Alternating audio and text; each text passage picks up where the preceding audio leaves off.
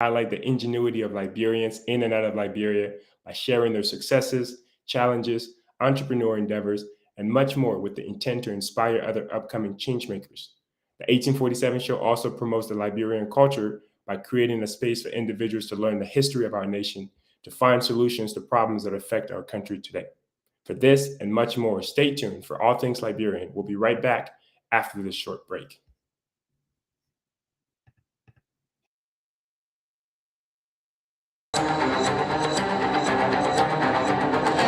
Hello, my name is Grace Baba, founder of Destiny Creative Organization and owner at Jallayu Snacks. You are watching the 1847 show. The 1847 show celebrates you, me, and all things Liberian. Follow the 1847 show on Facebook, Twitter, Instagram, and YouTube. The 1847 show, all things Liberian.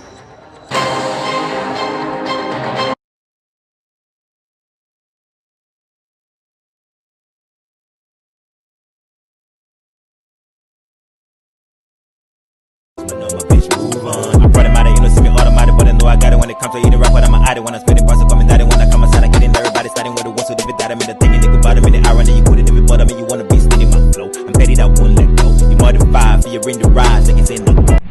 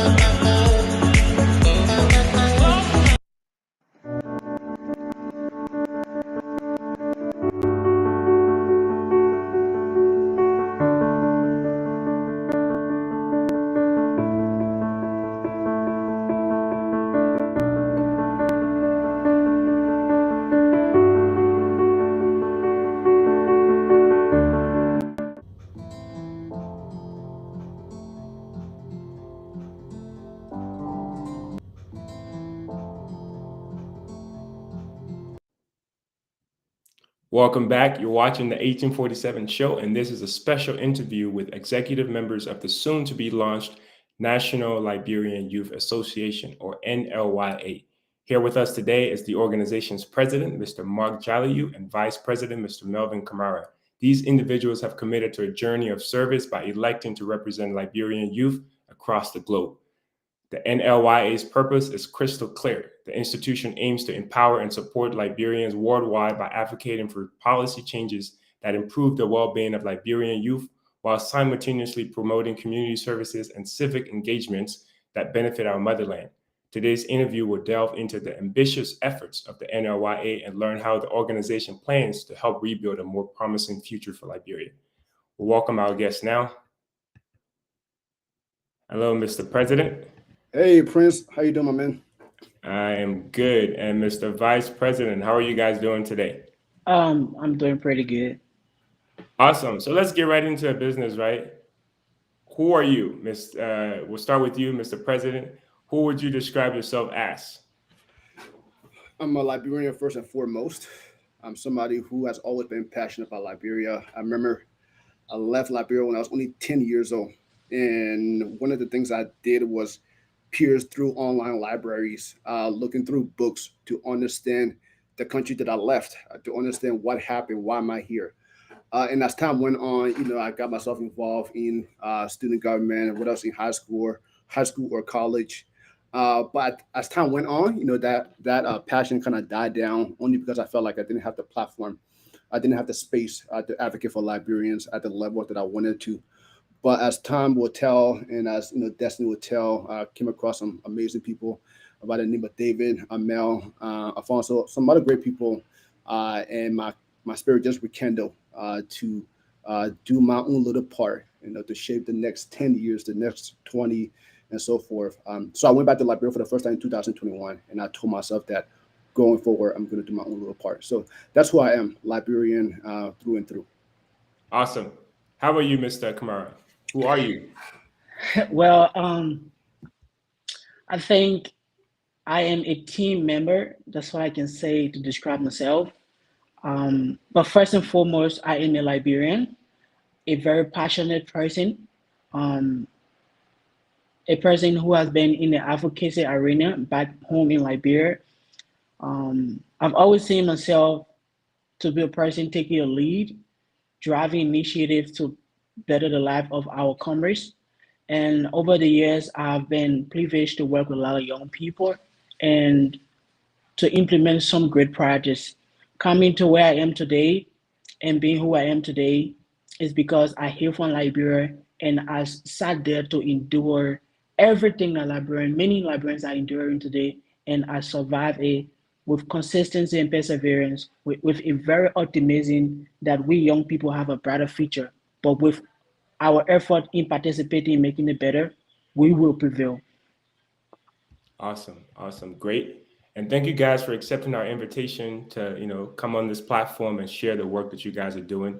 We're grateful for that. Now we'll go right into the questions. So this is the institution's first interview with one scheduled for later this week. Tell us, Mr. Kamara, why is it important for NLYA to engage the media prior to the upcoming launch? Well, it is pretty obvious, right? Most of things we do today, most of the things we hear, the media controls the word.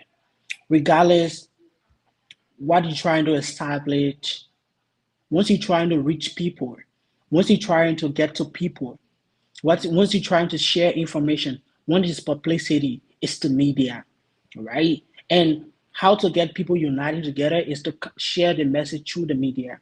So it's not specific of what media using, but media in totality is a way to get across. So coming on the media prior to our launch is setting the basic and informing the people so that they can be in an astonishment or be aware of who we are, what we about to do, why are we launching. It's just setting the basic and clearing the air and letting the people having a great expectation of what we the young people have to bring and to offer them so that they can join us, that when they see us in the nearby future, they know exactly what we're about to do and what we're going to achieve. So being here today is the first step to getting to interact with our people, sharing our platform, our dream, and seeking their support so that we can unanimously come together and change the narratives. Thank you. Awesome. So the Union of the Liberian Associations in the Americas, commonly known as ULA, mission is to advance the just causes of Liberians and Liberian at home and abroad. Considering the mission of ULA, why not form a youth chapter of the organization? Why is it the independent establishment of NLYA is crucial, Mr. Jallayu? Yeah, I was just about to say I'll take that one. Great respect to our parents, great respect to our grandparents, our elders. We understand that they left a country that was, decimated. They left the country some 30, 40 years ago. When they came here, it was more about taking care of the Liberians here in America, taking care, making sure that they're okay. But as time went on, I don't think it will surprise anybody that when you go on Google or you read an article, you hear these information about financial mismanagement. You hear these information about bickering, people going back and forth. For me, and this is why it's so important that we establish that NLYA. For me, it's about actually bringing meaningful changes at the social level, at the policy level. I keep telling the team, I say, look, I want us to be in the halls of the Liberian government. I want us to be in the executive branch. I want us to be in the Ministry of the Foreign Affairs. I want us to be in every office in Liberia advocating for issues that are important for Liberians. Why is it that ULA been around and we don't have food uniform in the entire country?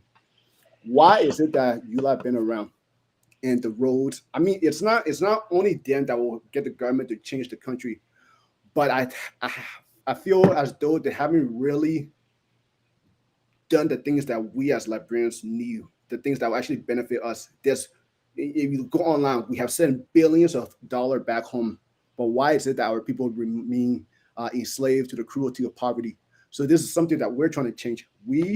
Whether it's in the Liberian government, whether it's in the U.S. government, whether it's abroad, we're going to be in those halls. We're going to talk to those people. We're going to say, look, we need to start today. It might take 2 years. It might take 4 years. I don't care how long it takes, but we're going to change some things. And that at a social level, this is something I'm actually passionate about too. I'm looking 2 years down the road, 4 years down the road. I want to have a library system in Liberia. A regional library system. Why is it that we don't have a regional library system? I'm grateful that they're building parks, but we should have park in every county in Liberia. So all that is to say, I respect our elders.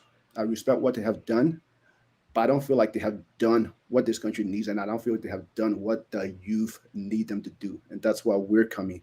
But hey, if they want to partner with us, we'll open our arms. Awesome. Makes sense. So I'm going to put your preamble from your constitution here because I think it's something very important. And let me take this off for people to be able to see it better. Now, the preamble says, "We, the sons and daughters of the Republic of Liberia, ever deeply committed to bringing about positive change for our people and motherland, and recognizing the sacrifices but yet shortcomings of our elders in the same, hereby establish the National Liberian Youth Association to usher in a new era of leadership from our young people for the common good of all of us."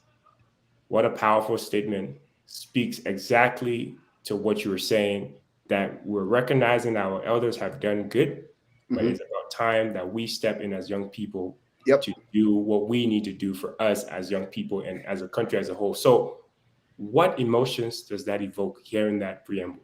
Yeah, my whole body is like shaking right now because I think I wrote that article at least 3 or 4 times. I wanted to pay homage to our parents. I wanted to pay homage to our grandparents, but it needs to be called out. There has been shortcomings. Like I said, in this day and age, you're telling me that our people, again, it's not just the ULA, the disassociation responsibility to like change Liberia. But it doesn't make sense to me that we have sent billions back home. It doesn't make sense to me that we go to a convention and we raise all this money. You don't know where it goes. It doesn't make sense to me that we don't have a youth mentorship program. That's one of the things that we're going to establish. I want to make sure that the older people within the association, 20-year-old, 25-year-old, I want them to mentor the 13-year-old, the 14-year-old, the 15-year-old. Make sure that they're getting through high school, making sure that they're going to college. I'm sure you know this, Prince. You're part of the association. There have been people that are joining that have their own businesses and that have their own associations. These are the people we want to bring together. We want to bring them at seminars. We want to bring them at talk to say, hey, this is what I'm doing. Oh, hey, I'm doing this. Let's come together. How can we facilitate these conversations so we can make better Liberia? If I ask you right now, have you seen that from any of the other associations? No. But what I would say is that I didn't shed tears, but I wrote that article at least 4 times, like 1 a.m., 2 a.m. in the morning, just thinking about it because I wanted to say something. I wanted to send a message to the world that it's time for us to take the charge. It's time for us to make the change. How about you, Mr. Kamara? What emotions do you feel when you hear that being read out loud? Well, I feel like we have long, been overlooked, and we have long been underestimated as young people, considering the fact that we come from a country and a culture where the elderly are not judged in front of the younger ones, and the elderly are always given preference, and whatever they say and whatever they do is always considered supreme. But being supreme doesn't mean it's right at all time, right?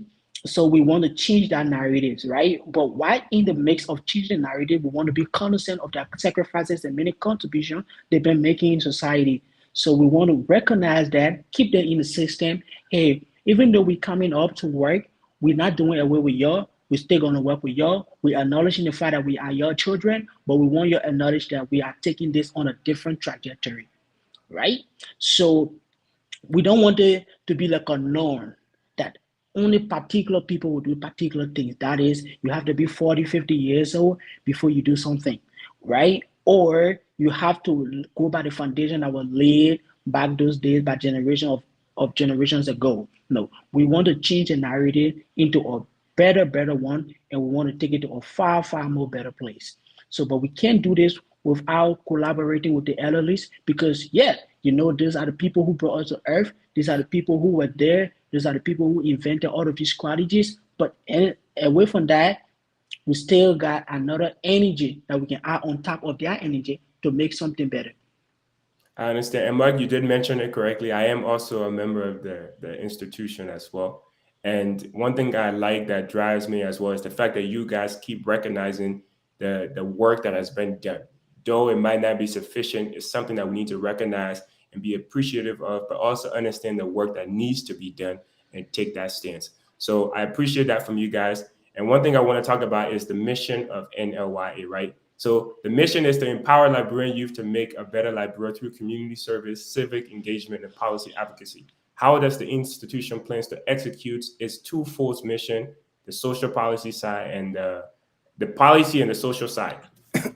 Yeah, Jallayu, yeah. yeah. So I'm looking 2 years down the road, 4 years down the road. I'm actually putting pen to paper right now on what the 2 year plan will look like. Plan to release a draft in January. Obviously, my VP will get a chance to look at it.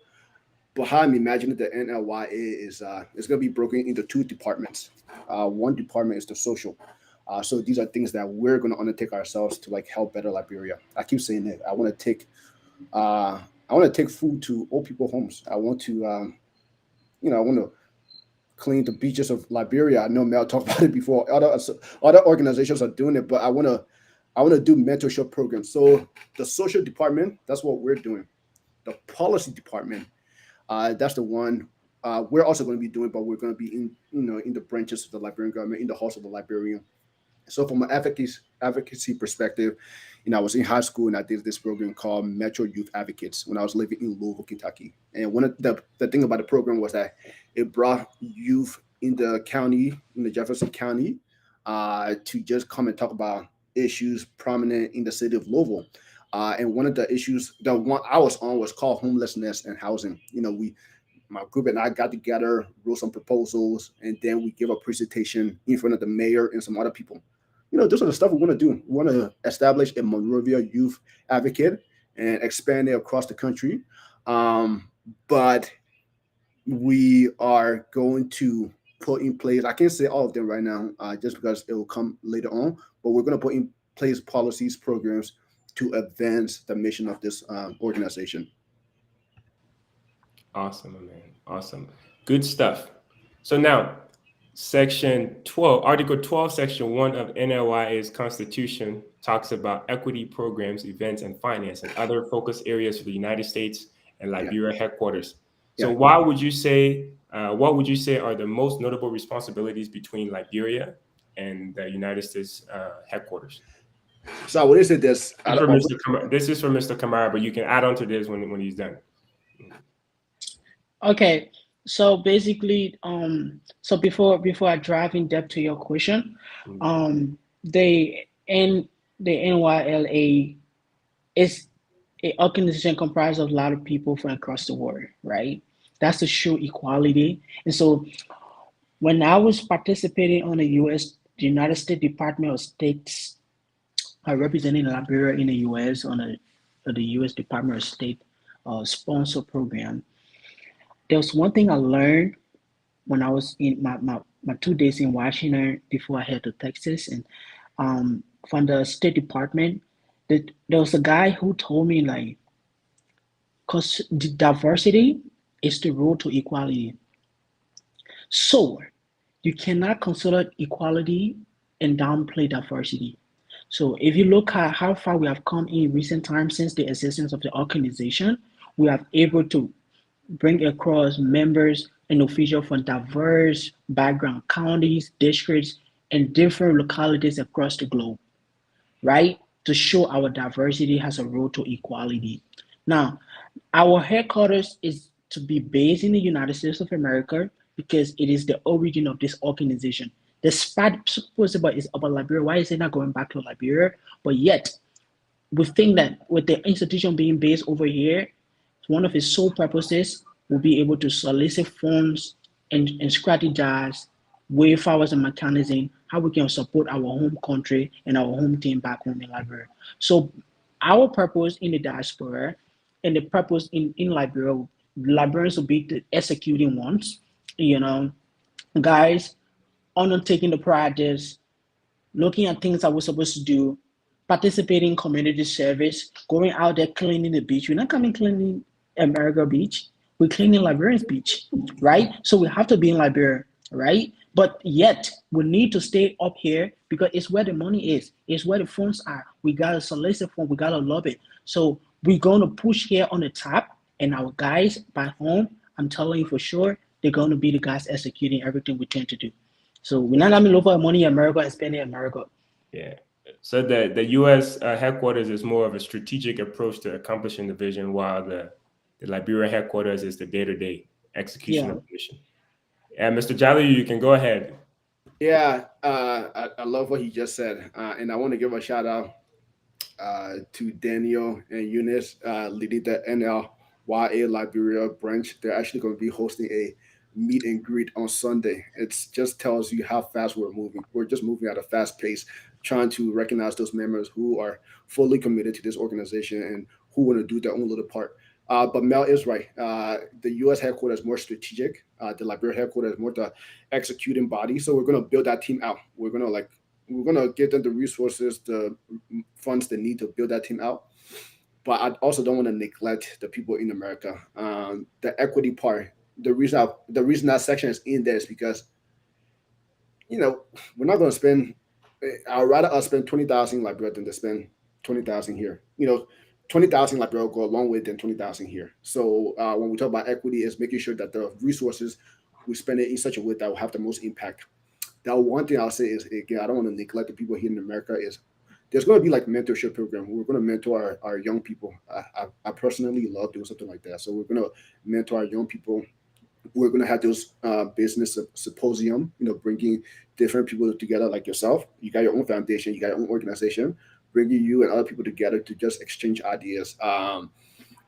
Hopefully the timeline still aligns, but April, I keep talking about that big April meetup. It might be June, it might be July, I don't know yet. But we're going to bring every Liberian together who are based in the U.S. to come and have an open mic session. Let's talk about Liberia. Let's talk about the future of Liberia. But obviously, there's going to be a table people can sell. If people, vendors, they want to sell stuff. We're going to have our little name badge, shaking hands, drinking some Kool-Aid, talking. So those are some of the things that I did in college, and those are some of the things I want to bring to this organization. And I know that we can do it. But yes, Mel is right. Strategic headquarters. Executing headquarters, Liberia. Copy. Now, this week, of course, starting October 31st, you guys are going to be launching. And within that same week, you have other programming activity as well. So tell us about your week of programming, Mr. Jallayu. Yeah, so the NLYA Liberia is already off to a good start. Meet and greet tomorrow. I need to pull up my phone, but the 31st is like a grand kickoff. So just explain the mission, vision of the organization, who are some of the executive members. The second day is an open mic session, plus a meet and greet. So people coming together, meet and greet each other. And then the closing night will be on Saturday. Just it's going to be like a ask me anything. So people can come on there and ask me any questions they want to ask me. And then I'm going to give a broad overview. I'm not going to get too much into the details, but I'm going to give a broad overview of the 2-year plan. So it's only 3 days of events. All of it is going to be virtual, but there's going to be some media stuff. Like you yourself said, we have another interview coming up. I forgot the date, but I need to confirm it. So we're going to try to get our name out there on the front page, Africa, all these different organizations, to let them know that it's time that we the youth lead.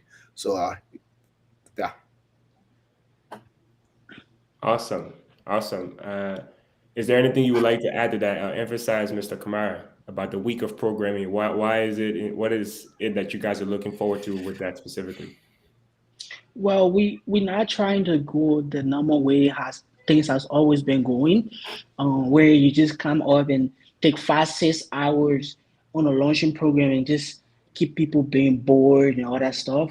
We're trying to go. We upgrading. You understand what I'm saying? Like So you're not trying to be like the elders, is what you're saying. No. That should serve as an indication that startup has changed and we have come in with different energy, right? And the strategist is different, but the plan is the same. The plan is to change Liberia, but the strategy is different.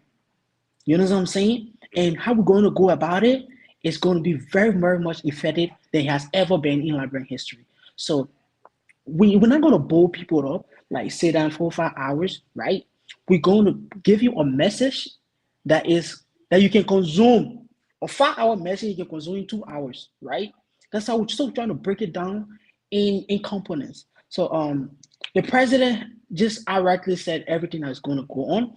Um, we want to keep being in the presence of the people. You know what I'm saying? Like you just come and launch today, dude. He already launched. But if the people get to see you keep launching, not just launching on one thing, but it kept, they kept getting educated, different thing. Like today is something different, tomorrow is something different. I'm telling you for sure, it's gonna change. It's gonna change. Awesome. So right now we're at the halfway point of this interview. Of course, we have more to talk about because the institution as a whole, there is a whole lot to it, and I'm very excited to share some of those news. But we're going to take a short break here. But before we go on that break, is there any other thing that's relevant to the conversation now that you guys would like to add before we go on our midway break? Yeah. So from the beginning of the interview, you asked the president about why is it we didn't form a youth chapter of the Liberian youth here in the United States or in the diaspora. Yep. I think we not form this organization is not formed to bomb up like whatever youth group or Liberian organization that is already in existence. However, we are formed to go on a different trajectory because you can't keep doing the same thing and expecting a different result. You understand what I'm saying? But we're not bad mouthing anybody. So with the question why we didn't form chap, those people being existent, and I don't know, even before I was born, before even some of you were born, right? But we're still thinking how to solve the same problem that been in existence since 1980, right? So we're not gonna collaborate with that same energy to spoil everything we have. We need to set aside our different goals and strategies so that they can see the competition in the game. Good answer, my man. Good answer. And then one thing I would like to emphasize on for those of you who are watching, of course, the institution hasn't launched yet, but they do have a website. And if you look in the top left-hand corner here, I'm trying to point at it right there. That's the QR code. So if you scan that code, it'll take you to the website. And also, as well, this is one for the Instagram. So if you have a smartphone, you have to scan it. It'll take you to the Instagram page. And this right here is one for the Facebook. So you can do yourself a favor to stay up to date with all the activities of the institution by following their social media pages. Now, like I said before, we're at the midway point of this interview. So thank you guys for staying engaged and commenting. We'll take a short break and we'll be right back with more details about what the institution is doing. Stay tuned.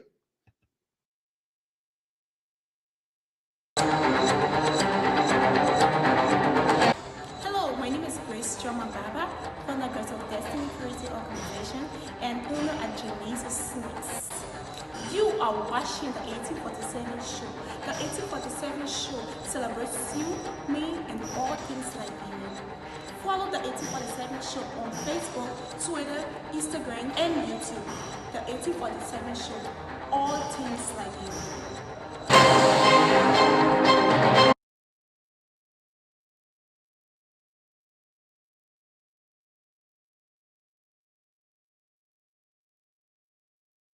I brought him out of see me automatic, but I know I got it when it comes to eating rap, but I'm an addict when I spit it, parts coming down it when I come outside, I get in everybody starting with the ones who did that, I'm in the thinking, nigga, bottom in the irony, you put it in the bottom, and you wanna be steady my flow. I'm petty, that won't let go. You more than 5 for your ring to rise, like it's in the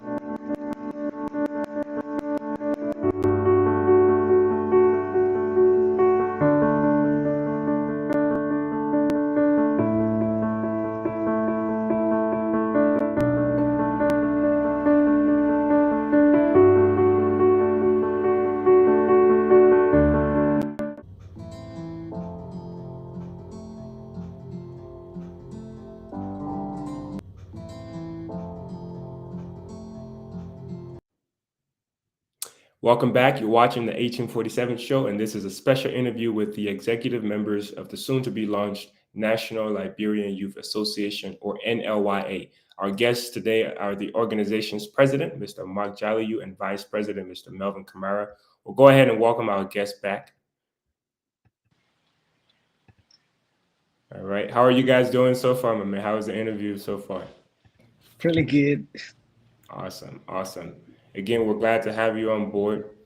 And the next thing I want us to talk about is, operating an institution with a vision, as you guys are institutionalized organization in multiple countries and regions can be quite challenging, especially when you think about the bureaucratic approaches and constraints that could be placed on the organization. So how would the current structure of having a house of delegates, the board of directors, executive leadership, aid the organization to effectively accomplish its mission, considering that those same processes could in turn hurt it because of bureaucracy? Mr. Jallayu, this is for you. Yeah, that's a great question. And nothing is perfect. Every institution has its internal struggles, but we do want this to be a democracy. We do want this to be an organization that there are many voices at the table. You know what I'm saying? We need the female voice. We need the male voice. We need the Grand Jita, the Maserati, the Grand Kip Mount. We need all those voices at the table. So what I would say is that the national team, the national executive team, is the one running the organization. The board of director is set up such that it's a small strategic body of 5 people. The delegates, they meet just once a year, to approve amendments, to approve changes to the constitution. So at the most, it's set up that it's not supposed to be an overlap. It's not supposed to be, head like fighting each other. But we do recognize that we're trying to be ambitious. We're trying to go worldwide. Listen, I want to touch every Liberian in any corners of the world. If you're in Australia, I want to know that you're in Australia. If you're in the UK, if you're in the Middle East or somewhere in Asia, I want to know you're there. I want to know you're okay. So we're going to set up the operations such that we can touch every Liberian in every corner of the world. But I've been fortunate to be in leadership role. I've been fortunate to work with associations. I know how to structure. I know challenges are going to come. I know we're gonna have battles later on. But I think as long as we remain committed to the vision, as long as we understand that it's not about Mark, it's not about Prince, it's not about Mel. I think that's when we realize that we got to put aside these differences and build the country. But I'll wrap by saying that we recognize that things are going to happen, but the Constitution is set up that it's supposed to prevent those things from happening. Awesome. Do you want to add anything to that, Mr. Kamara? Yeah, sure. I think that is to show you how different and the difference we bring into the board. And the narrative is going to change, and I want you to believe it for now. Looking at our constitution, because many organizations, speaking from the Liberian perspective, will just come about like forming the organization. They will not one day, or like I can say in most cases, if they might consider it, but in most cases, most of the organization won't consider having board of directors, and even if they do, they won't consider giving some functionalities to the board of directors that we have given our board of directors. So what I'm trying to say is that it's a different approach where the board of directors is set up to make sure that we are on track.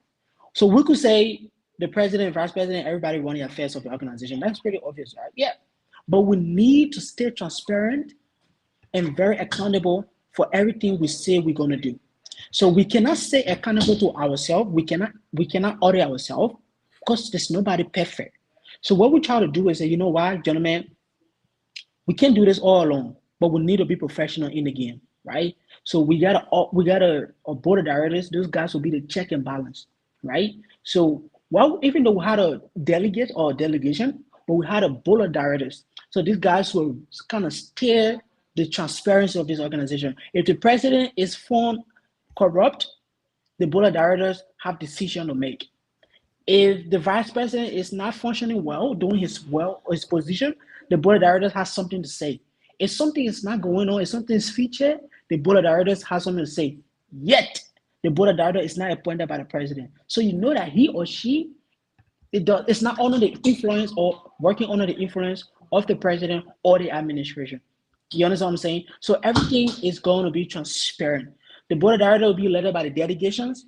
That is to tell you they are accountable to the entire institution. That's the transparency we're trying to put forth to the people. So in terms of power or authority, it seems like the executive leadership and then maybe followed by the board of directors have the most power. Is that accurate? No. How does the power, how is it structured? I wouldn't say that. The executive team is the one leading the day-to-day operations. Okay. If anything, is the delegates, I would say, are the more powerful, in the sense that they meet once a year. It's not every day they're meeting, but they, and like I put in that constitution, any one member of the delegates can call for an impeachment of the president, but they need at least like 30 other signatures. Once they do that, the board of director will open an investigation and make a recommendation to them. They're the same one that can decide, hey, we want to expand the body of the board of director because we feel like it's too small, or hey, we noticed that the way we have our membership structure, it doesn't make sense. Let's change the way we look at members. Right now, members like bronze, silver, and gold. They can come and change that.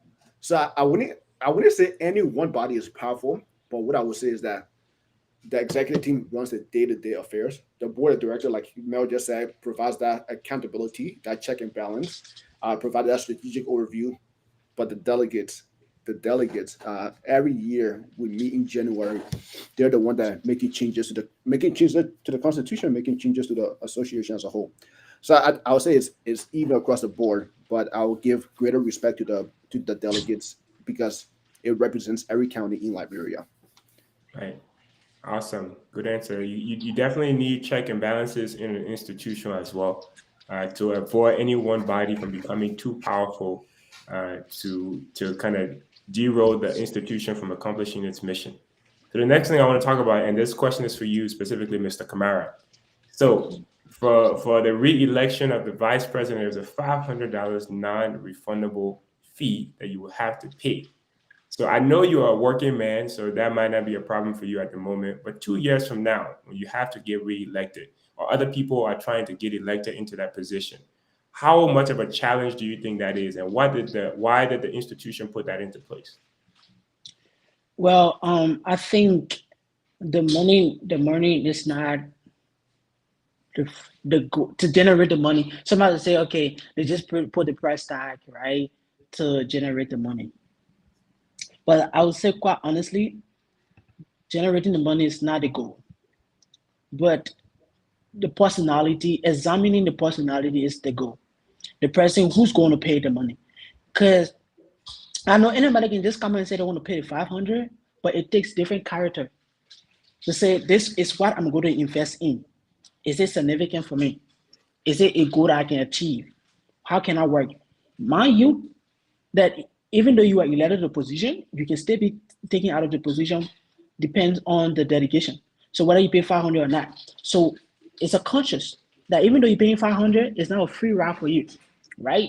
So it only takes people with personality to say, because you know that when you pay 500 with a goal that you will just go manipulate the system, take it your own way, it won't work. You know that it won't work. So why would you want to invest in something that you know that it won't work? So it takes a personality. We examine the personality. So taking up the 500 is a commitment. It's a complete difference of how many people in the organization and how many people want to step up their game to lead. Okay. So tell us, are you going to seek re-election at the end of 2 years? Well, that is when you have to pay the 500?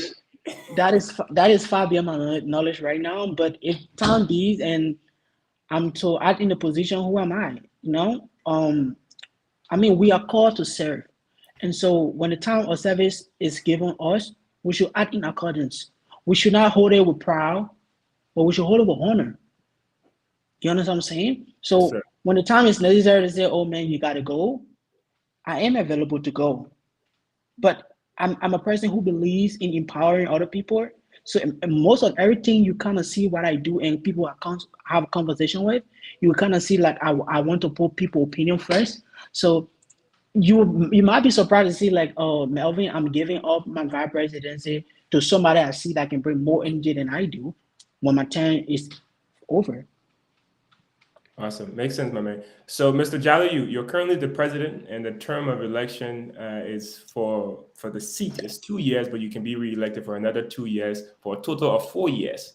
Now, assuming you are reelected, which I can only imagine that's best case scenario for the institution that is so young. So, assuming that you are reelected, do you think 4 years is enough time to lay the foundation for this organization before moving on to what's best for you or next? Yeah. I should say I never intended to take on the presidency. I think when I called the first few people, David, Alfonso, Mel, I was like, guys, we've been talking about this. We just helped a lady get elected to the GGAA presidency, but we wanted to establish a body. So the idea was, I'm gonna put my energy, my effort, my resources behind it, but I never intended to like be president of it. But it was actually David, my chief of staff, who was calling me, texting me, so dude, if we're gonna establish this, you have to lead us through this phase, just because we're still young. But to answer your question, 4 year is enough. 4 year is enough. The first 2 year, like I want to move at speed. I want to go fast. But what Daniel was telling me, Daniel, the country director, he made me realize that sometimes to go fast, you got to go slow. I think that's an African proverb. So as fast as we want to go, we also got to be diligent. We got to make sure that we're going at the right speed. But 4 years, we're going to get to a place 4 years from now on where we are the association that we need to be. And I can just give you like a broad overview quickly. In 4 year, we're gonna have an office. I'm gonna take that right now. We're gonna have a small, like we have a office right now that I can go into, but it's like it's not like our own personal office. We needed to establish the association, but we're gonna have an office where we can have staff in there. We're gonna be at a place where we have like actual staff who are running the association every day. While there's a reoccurring election for president. We're going to have an office in Liberia. We're going to have operations there. We're going to have, yeah, I don't, I keep doing the math, but if we get so and so many members and we charge so and so dues, we're going to have some money in the account that we don't have to wait for convention to raise it, that we don't have to beg people to get that money. But all in all, yeah, 4 years. 4 years enough. 4 years enough. And if I can do it in 2 years, I'll give up my position and let the next person take it. Awesome, good answer. I mean, if the electoral term of the president of the United States can be 4 years, I can imagine that you can do a lot in 4 years as well. So you got to get reelected for the I, new time. That's 4 years. So that's the thing. Yeah. I do agree. A lot can be done within 4 years with the right mind and the right people on the team. So absolutely. Yeah. Now, you spoke a little bit about membership, and that brings me into my next question. So the institution has a goal of reaching 100 members by the launch date, which is October 31st. So, Mr. Kamara, tell us, how close is NLYA to achieving this goal, and why is it so important? Well, it is very important, not just to the organization, but it is important to the encouragement and inspiration of many young people across the globe who are Liberian, and people who are looking for people to be their role models and leaders. That I can say for sure that a lot of Liberians out there looking for people to inspire them. And we are driving this as an inspiration that it doesn't matter when you start, when your goal is fixed and your thoughts are disciplined, your destiny is guaranteed. So we just started very recent and we had an objective of getting 100 members. God, it's very close, very close. It should be surpassing. Before the 31st, it should be surpassing 100. Why is it important? Why we make 100 members our target? Is to show that we are capable of reaching out to as many people as we want to in any given time frame. And that is to show our power that we can go out there and recruit the entire library if we need to. And to get any librarian across the world. Right now, we got people librarian in Canada, in the US, and in Burkina Faso, and even back home in Liberia, is to tell you that we can get people any part of the world. Once you are Liberian, we can get to you. And with our membership, 100 membership drive, is to show that looking at this organization and seeing 100 people in less than 1 month committed themselves, 100 Liberians, not just people from Grand Jide, not people from Grand Crew, just people from every part of Liberia, and not just every part of Liberia, but every Liberian everywhere coming up to show their voices in less than a month to stand for a cause. It deserves applause. It shows an inspiration. So that's why we have scheduled this to be 100, but 100 is surpassing in a minute. We're going to surpass that. Would you like to add anything, Mr. Jallayu? Yeah, to answer your question directly, I believe we're at 82 people, but we're gonna get to 100. 100 voices, 100 opinions, 100 souls, committed to Liberia. That's all I'm gonna say. Once we get that first 100 in 3 weeks, 4 weeks, we can get the next 500, the next 1,000, and beyond. So, but he said everything that needed to be said. I can't add nothing to it. Awesome. So, Mr. Jallayu, as the institution head, you need to be far-sighted, and which you are. You're a visionary. So, tell us the 6-month plan for your organization. What is that going to look like? Yeah, I actually have it on my phone. I took the time and I broke out each department: the membership director, the finance director, the strategic partnership. Some of those positions are vacant right now, but I gave each of them 3 goals. 3 goals that we need to accomplish within 6 months. By at least March, but we need to launch a newsletter. We already launched that. We need to have a website. We already have that. We need to get to 500 members. It's going to happen. And I keep communicating to everybody on the team. I said, look, guys, I don't expect anybody to give this full time. I don't expect anybody to give this part time. Even I can do it. I got children and I got a job. But this organization deserves your sacrifice. I expect that each of you will at least commit yourself to doing your own little part. So, we have different Excel spreadsheet. Go in there, put in your goals. If you've done it, put a check mark.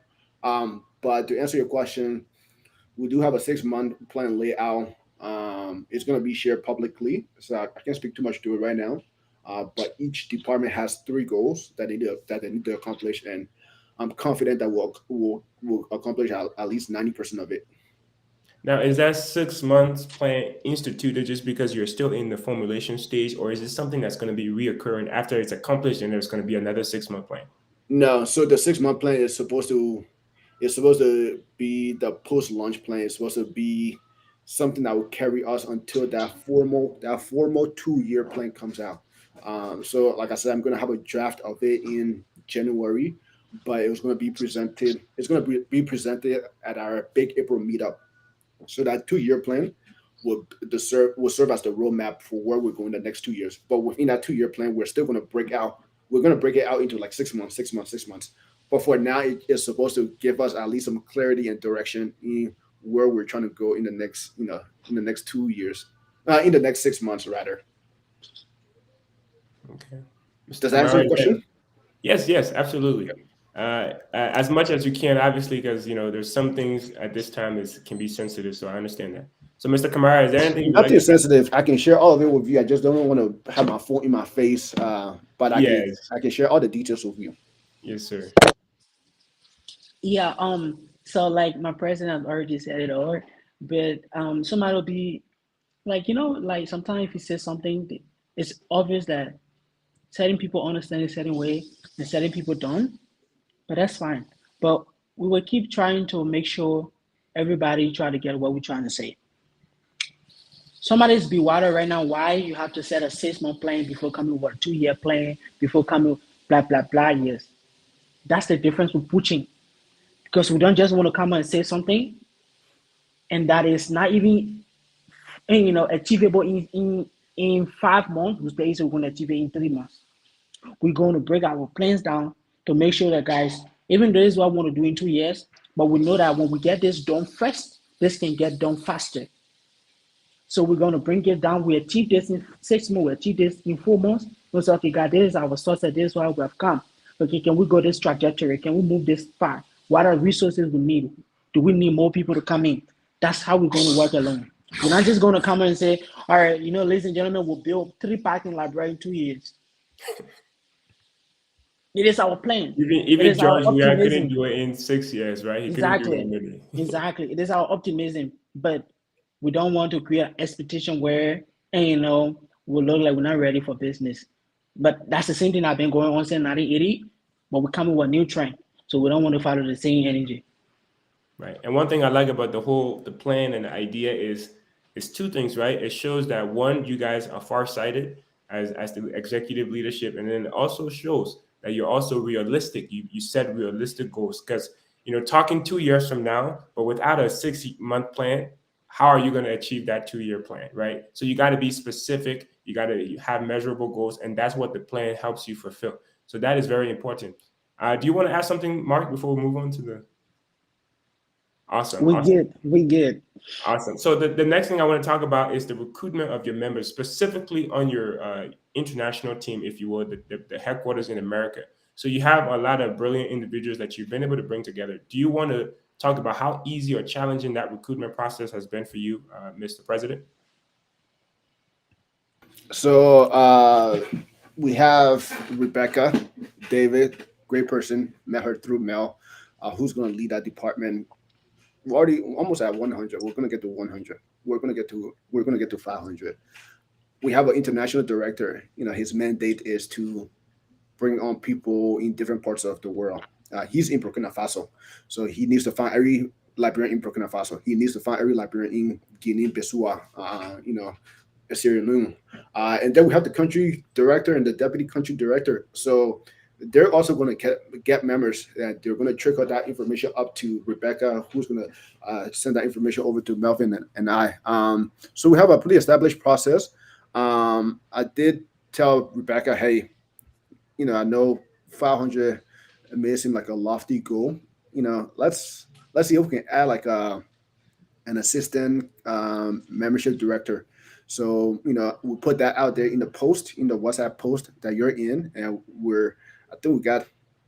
Some people fill out the job application thing that we got.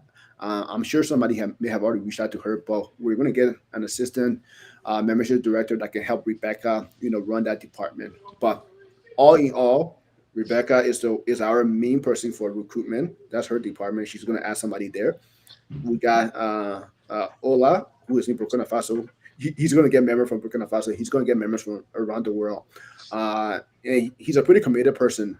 And then we have the country team. The country team, they already have a meet and greet coming up. Imagine once we post some pictures on social media. Imagine once we tell them about all these amazing things that we're going to do. We're going to start getting some people.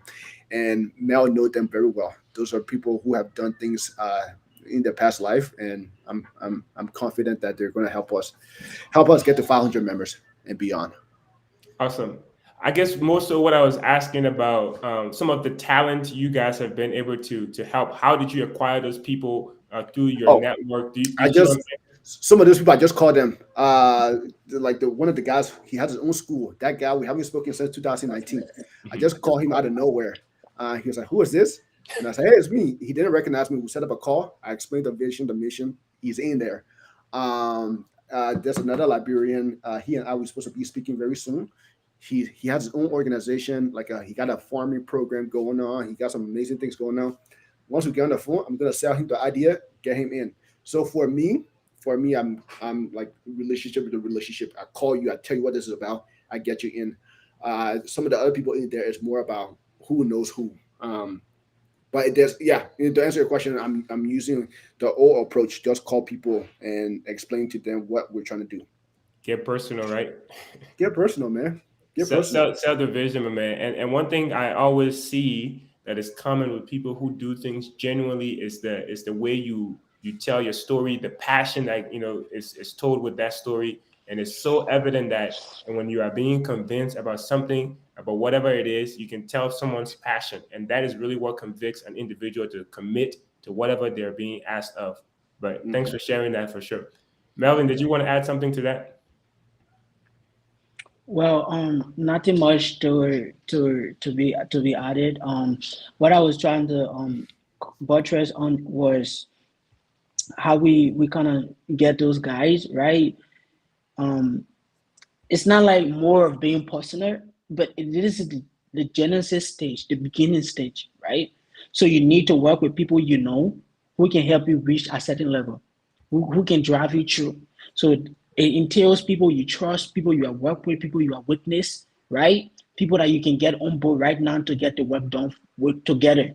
So we had a website. We can do almost everything right now through our website. You can contact us, you can learn about us, you can donate to us, you can be a member through the website. Everything is in there, right? And you can apply to positions you have interest in through the website in there too as well. But right now, what we've been doing over the past week is that reach out to commerce we know, people we know, so that we can build a team that can drive us through. But yet, that is not to say it's a monarchy something or nepotism, none of that, right? Everybody coming on board is because what they have done and what they have achieved and what they can do coming on board together with us. Awesome. Awesome. So now we're at the closure of this interview. I have one more question, and then you guys are going to get given the platform to say a few words to people watching as well. But my question is, with anything, especially with something new, there comes many challenges. So what are some of the challenges that you guys have experienced, and what have you done to curtail them to put you in a better position to keep propelling for the future? We can start with you, Mr. President. I want to go to my VP, then I'll go. All right. Awesome. Go ahead. So the first step to success, I think, is to get started, you know. And like I say, the very important thing is to anticipate failures, because when failure is not anticipated, it comes, that uncertainty becomes a depression and a disappointment, and it sets you with a resentment that you will never want to survive through, right? So as we are growing, anticipating that this thing will happen along the way, so we have become very conscious so we can prevent them. Preventing doesn't mean it won't happen, but the level and average on which it's going to happen, it will be minimized. It will be minimized, and we have already detected what's going to happen. You understand what I'm saying? So we know that failure is going to come, but we are getting prepared to working with it, and we are going to deal with it. And so far, like I can say, we have the team that is very, very much, energetic to adapt to any life-given circumstance that comes with the organization. We're going to survive it through it all. Okay. So our challenges so far is, getting our products out there, our news, sending our flyers, getting people to know us, selling ourselves, our goal and our objectives, getting in the media, and structuring everything. That so far has been our challenges, but we have overcome many of them. So we are really confident that most of this will all be, ABC that will sing to our songs. Awesome. Mr. President? So for me, I never see anything as a challenge. I always see everything as an opportunity. Like you said, it's getting our name out there, is making sure that people take us serious, that we're actually trying to do something here. So I don't want to talk about, that now. What I foresee happening, I'm looking at this from three different levels. I see three things happening. One, we could have an exodus, have a lot of people come in, and then they have high expectation, and then we don't meet it, and then they leave. So we need to be able to understand that and mitigate it. Another challenge I foresee happening is the executive member, we may lose steam. Whenever you have something new, everybody want to jump on board, everybody want to contribute. By the time we go on, life gets busy. You have family, you have a job, you have your credit card, you have your, student loan, whatever it is. You start to lose energy. And then the third thing I could see is,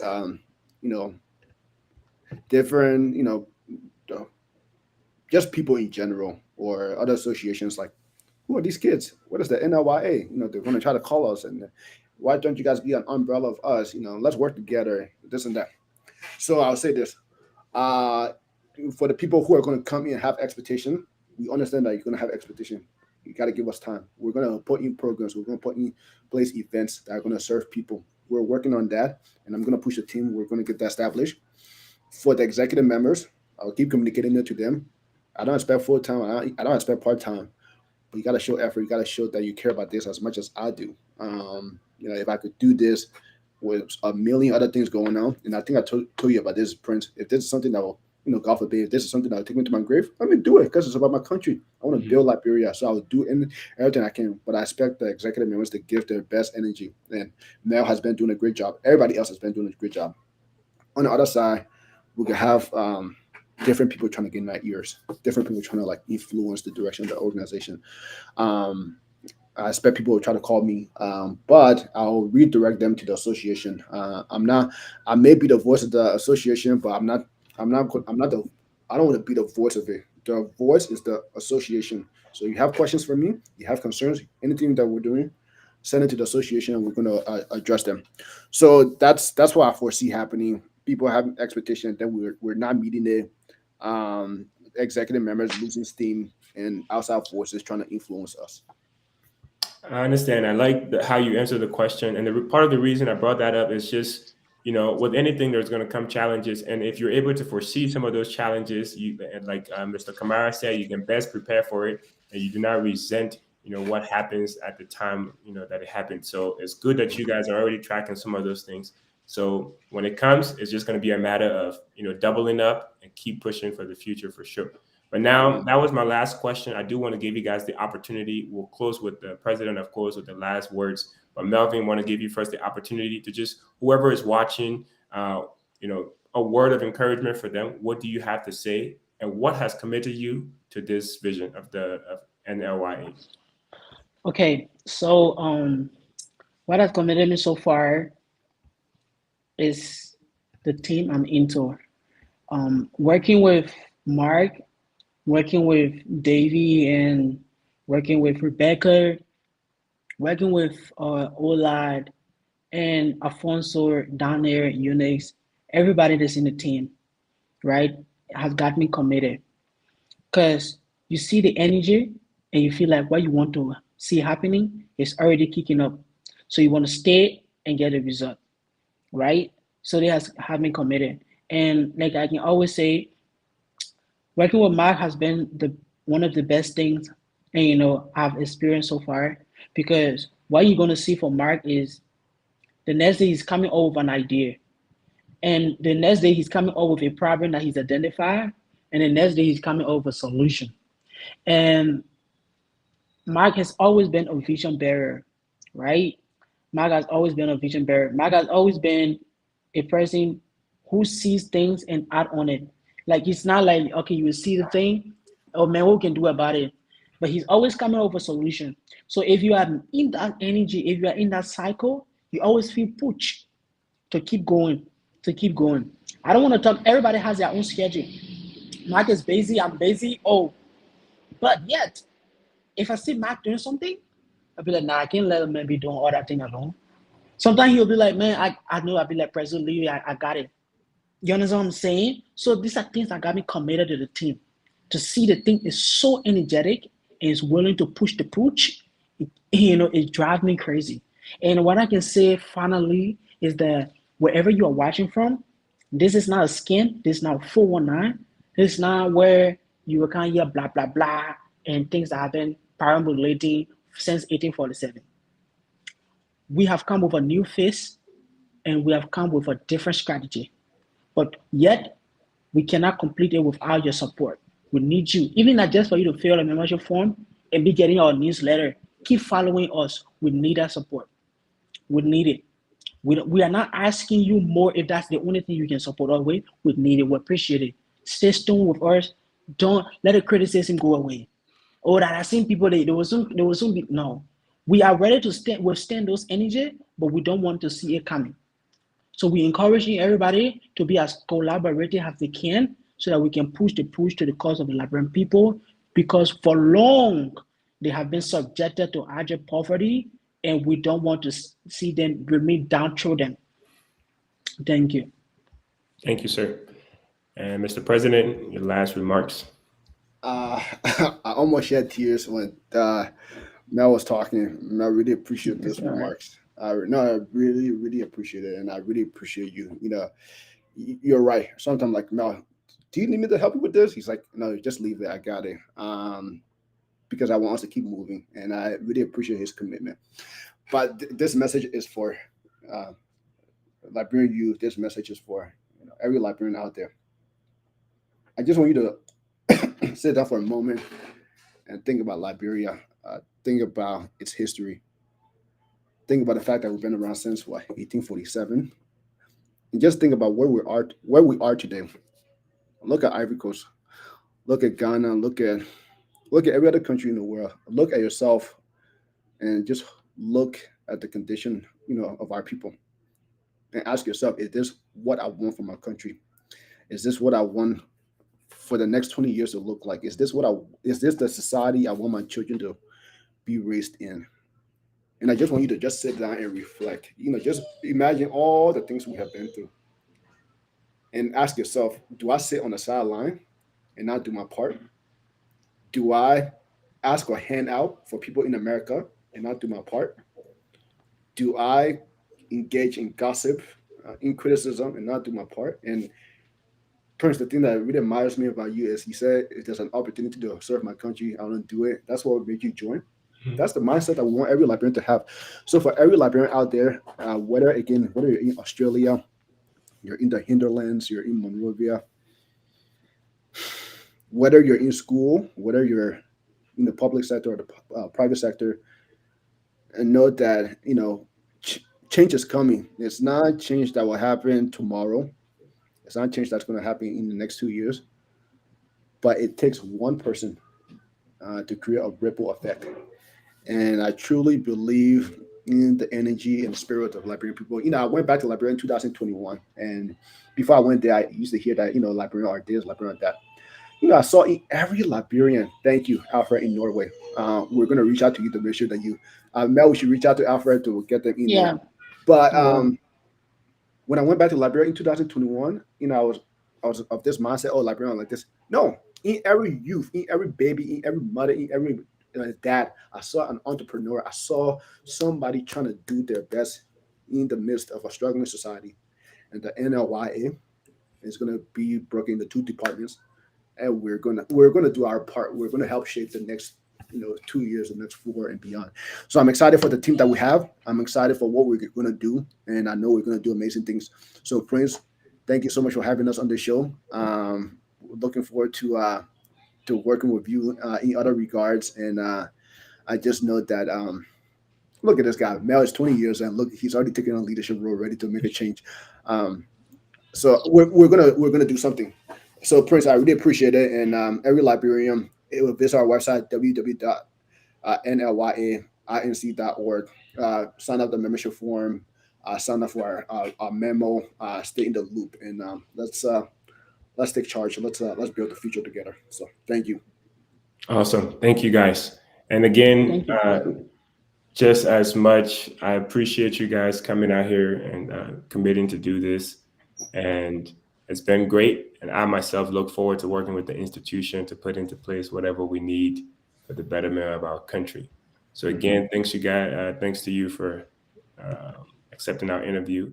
And then for those of you that have you've been watching the 1847 show. I've been your host, Prince Larmin Jarbo, and this was a special interview with the executive members of the soon-to-be launched National Liberian Youth Association. To watch upcoming episodes, please don't forget to follow us on social media at the 1847 show. Until next time, stay safe, God bless you, and God bless Mama Liberia.